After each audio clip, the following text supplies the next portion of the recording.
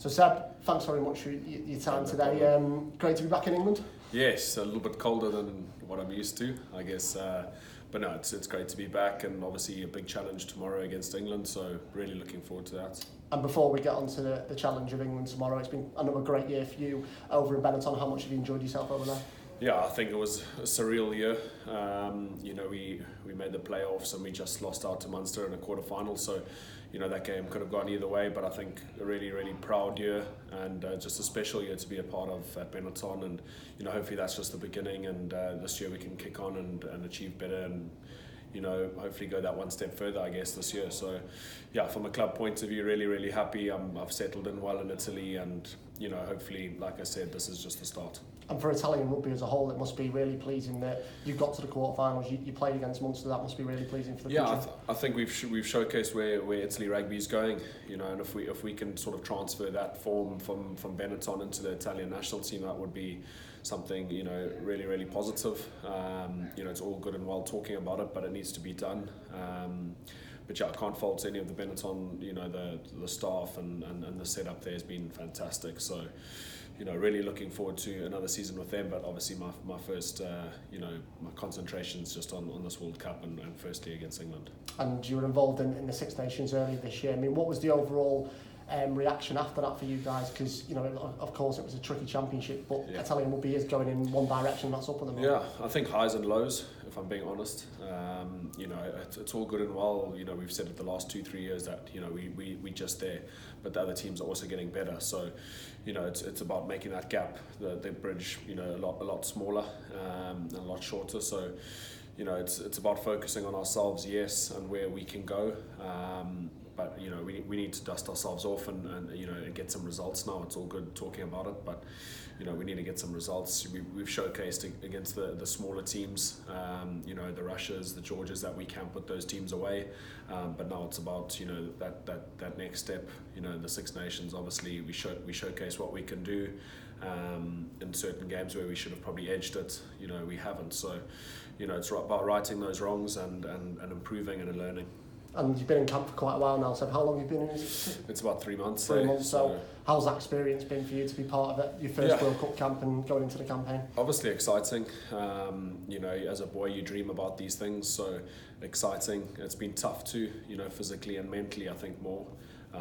Just hard sessions week in, week out, and that all that travel and all the games and preparation, that's not easy, but we know what the goal is, and to get onto that plane and go to Japan is a dream come true for me and for a lot of the boys. So extremely excited, and hopefully I can go over there, make my family and friends proud, and just enjoy every single moment and every single opportunity I get.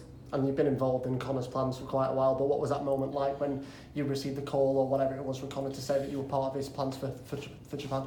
Yeah, like I said, a dream come true. I think I started really well with the Italy sort of setup and Connor bringing me in, but you have to keep your head down and keep focused, and I didn't for one second take anything for granted.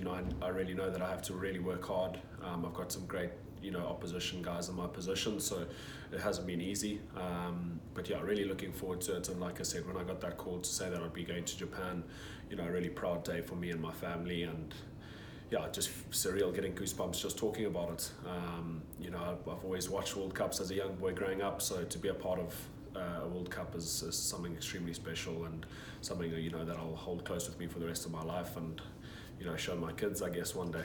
And you're not the only player who's applied the trade in England who's in the squad for Italy, so that must be another great thing for you to have the likes of Jake alongside you, etc. Yeah, I mean, listen, I think it's very, very special to have a group of foreigners that we play alongside. Jake, Callum Braley, another one who's just come in, who've obviously got that Hartbury sort of Gloucester connection. Yes. That's special, and we've got a great group of guys here and a great team, so to have those relationships is important, because it does help your mentality off the field, especially in big tournaments like this, Six Nations, when it doesn't always go your way, so that's just as important, and yeah, very, very lucky, I guess. And of course you've got England tomorrow night, but what have you been able to learn from your really warm-up games before going into England? Yeah, I think we've learnt a lot. We've tried and tested different little things. but it's all been really focused on ourselves, and what we can do, what we can improve on, and the long-term goal of trying to make it out that pool, which is going to be extremely difficult. We know the challenges ahead, but we're also confident in our own abilities. We have to focus at one game at a time. Namibia and Canada first, and then that big one against South Africa. But these games have been big test matches, physical battles, and tomorrow awaits another massive one, probably the biggest one of them all. So excited, and just willing, obviously just excited to get another opportunity and put my hand up, I guess. You say there it's the biggest one of them all. Is it because it's the last one and then you're flying straight out to Japan? Is that why there's a bit of emphasis on it? I think so. But I also think that England have showed over the last couple of weeks that they're a team to be reckoned with as a potential winner of the World Cup. They've really hit their straps, and they've got a great team at the moment. So I think it's going to be a massive challenge. And we've seen, like I said, over the last few weeks that England are a great side, and they're hitting that form at a perfect time. So I think in terms of the physicality that they bring and the skill level that they've shown, it's probably going to be the biggest test of all the 4 games. But that's why we're here.